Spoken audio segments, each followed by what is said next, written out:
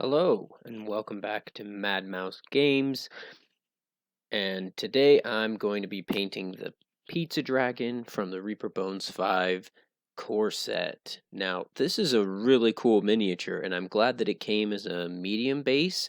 I was a little afraid it was going to be a big base miniature, but I actually like the fact that it's a medium base.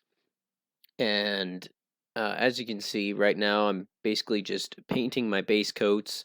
It's kind of nice too, since most of this miniature is all one kind of color. I mean, all the dragon skin is basically red, and then you've got, some brown and tan that's going to be kind of like his underbelly, so to speak. But it was really nice to just mostly paint him red. It made it pretty easy actually, and I would recommend doing this one even for like a first miniature if it was something that you were just getting into. This miniature it looks cool. It will make an awesome NPC that you could have one day, and it is just a lot of fun. And really cool looking. I think I put down 2 or 3 different base coats of this bright red for his skin throughout the whole time it because again, I don't prime my miniatures. I don't prime them. I probably should, and I will eventually, and do some compare and contrast. But for now, I'm going to stick with doing it the way I've always done it, with no priming. And it takes a couple of just base coats to get it on there. You just kind of slap on the skin, and then start to move on. Now, I'm going to talk a little bit more about the brushes that I kind of use. I usually like to use fairly small brushes, even when I'm doing this, and that's something that I'm probably going to change because it does make the process take a lot more time. If you use a smaller brush, it's just going to take more time because you're going to have to move that brush more to get paint everywhere.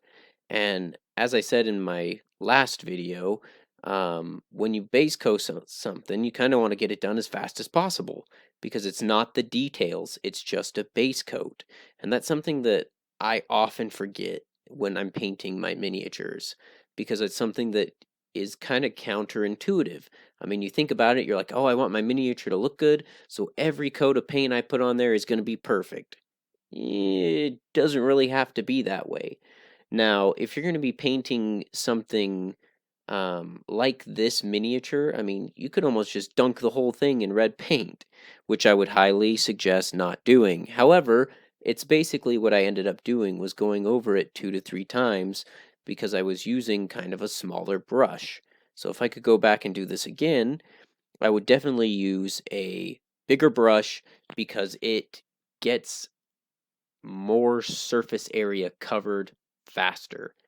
And the faster you can get a miniature done, the more that you can do. So, as you can see here, when I'm painting the apron, I do paint the apron strings here white. Now, that is an area where I would use a smaller brush when base coating because you don't want that to get on the red skin I've already painted, and you want that white there because when you do washes onto white, it is a little different, especially with the way I do washes. It might be different with like an official wash, but with the way I do washes, it always makes it look kind of dirty and nasty and grainy almost.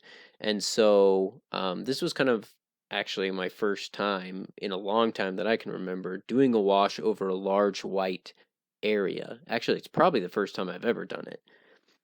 Most of the time I use, grays and stuff like that. So having a white apron like this. Another thing about this pizza dragon is it has gigantic eyes, which is something that I like on the miniatures because I don't paint eyes because I suck at it and it's difficult to do. Again, it's one of those things that I'm still learning and trying to figure out how I'm going to do it and all that kind of stuff. And right now, I'm not really concerned with it. I'm just concerned with getting the miniature basically base coated at this point. And this is actually maybe only the second miniature I actually try doing eyes on. Now, this wash here, this is a downfall of using the wash the way I do it. So you could see there for a little bit how thick that was. So when I stopped and put the miniature down just then, it was to add more water to the black paint to make it a much waddy, wow, a much more watery base so that it would run more easily over the miniature. And as you can see here, I'm dabbing an awful lot with this paper towel, which is something I don't like to do a lot with washes. The other problem I had with this wash was I did not let the cheese layer on the pizza dry all the way before I put a wash on because I was trying to get it done in a quick amount of time. So as you can see here, I dab the pizza a lot, let it sit, dab it, put more wash on, and that's another mistake that I made. Part of that is because I'm trying to rush through it because I'm filming, but that's something that I would definitely recommend not doing. Now, as you can see, I only base coated the pizza white. I did not color in the pepperonis on there. I didn't add any other colors, and that's because I as I was doing it, I was like, why am I, like adding all these details now and worried about doing it with this small brush? I should just be trying to get it all on there so that it's a base coat, and I'll do the details later. So, another piece of advice is remember what you've done in the past because the things you've done in the past you can learn from. And one of the ways people learn is through experience. I'd say, in my opinion, it's probably the best way to learn is through experience because with experience becomes mastery. The more you do something, the more you mess up. The more you mess up, the more you know, okay, let's not do that next time.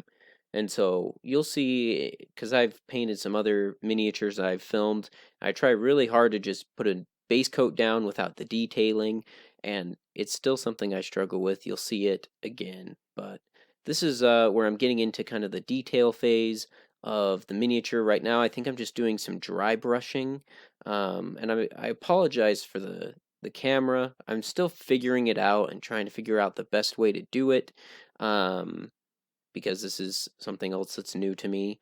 But I'm just going back through, re-highlighting with dry brushing some of the more raised areas of the dragon flesh because I want it to be red, but I also want it to have depth to it, which is why, of course, you do washes. It gives some depth to your miniatures because it seeps into the recesses. And then you can go back through and highlight on top of it. So this is when I changed to my detail brush. You can see me here painting the apron white, those strings, and let me tell you something. It looks really good. And I talked about it in the last video, but having a really nice detail brush for the final step of painting miniatures can make all the difference. I get all his little fingernails, his teeth, all of that with the white, and I'm able to just get those parts, even his eyes, and it just makes your life so easy. Get yourself a good detail brush. Even if you use crappy brushes for everything else, get a good detail brush. Um, so on this miniature, after I painted it, it does have little bumps on it, which you'll see a little bit, hopefully, more clearly there. And you can see me, I'm just picking out those bumps and giving them the base coat color of the red so that it really pops out. And that's actually probably my favorite part of this finished miniature is those bumps. They look so good against the contrast of the rest of the skin, and made it look, I mean, just really good in my opinion. And so, if you paint this miniature, I highly suggest you go back and do that.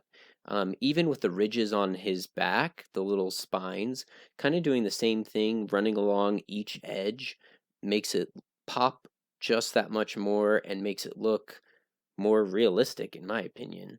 Now, one thing I really like about these Reaper miniatures is that they, while very flexible, they don't move unless you really try and force them to move.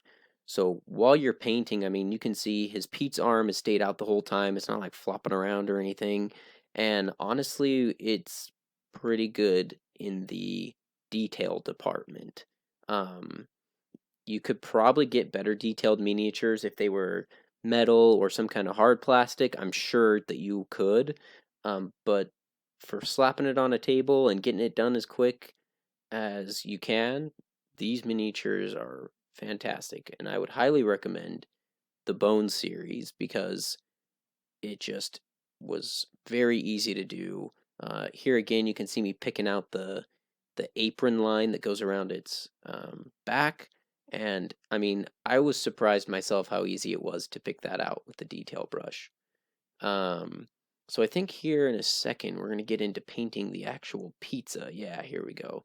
And so for the pizza, what I wanted to do was kind of a little bit of freehand on it. So first I'm going back through um, avoiding kind of the wash where it's run into the cracks between the slices of pizza and just repainting a nice white kind of cheese on there. And then I go back through and I pick out all the pepperonis with a red, a kind of a darker red color.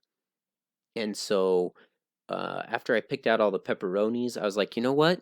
It doesn't really look like a pizza because pizza, the cheese, usually kind of browns up a little bit.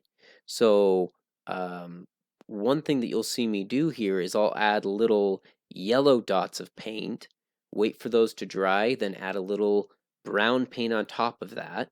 And then on top of that, add just one tiny dot of black.